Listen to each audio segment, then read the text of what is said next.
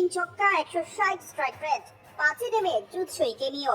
অধিনায়ক সাকিব আল হাসান বাংলা টাইগার্স মিসিসিগার হয়ে গ্লোবাল টি20তে খেললেন অধিনায়কোচিত কার্যকরী এক ইনিংস।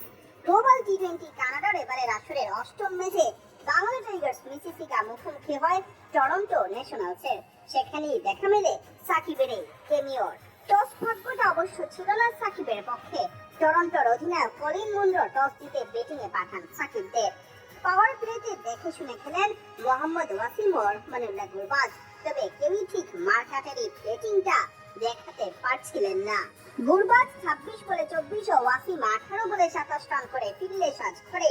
হযরতুল্লাহ জাজাই যেখানে 10 বলে করেন 19 রান, সেখানে পাকিস্তানের ইফতিখার আহমেদ 10 বলে করেন মাত্র 2 রান। এই চাপ সামাল দিতে সাকিবকে খেলতে হয় 15 বলে 24 রানের কেমিও, যে ইনিংস তিনি সাজান দৃষ্টিনন্দন 3টি ছক্কায়। শেষ দিকে ডেভিড ভিসার 17 বলে 38 রানের অপরাজিত ইনিংসে দলীয় পুঁজি নিয়ে যান 168-তে।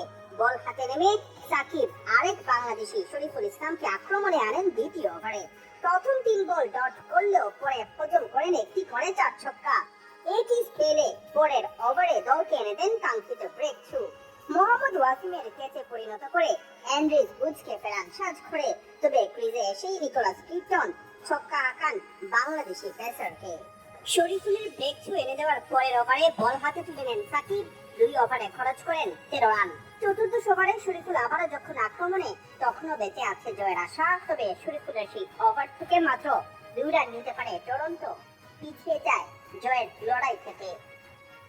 শরীফুল তার শেষ ওভারে অবশ্য ছিলেন একটু খরচে। সেই ওভারে 13 রান খরচের পর 4 ওভারে 1 উইকেট শিকারের দিনে মোট খরচ দাঁড়ায় 31 রান। সাকিব 19তম ওভারে ছক্কা হজম করলেও শিকার করেন পিটনের উইকেট।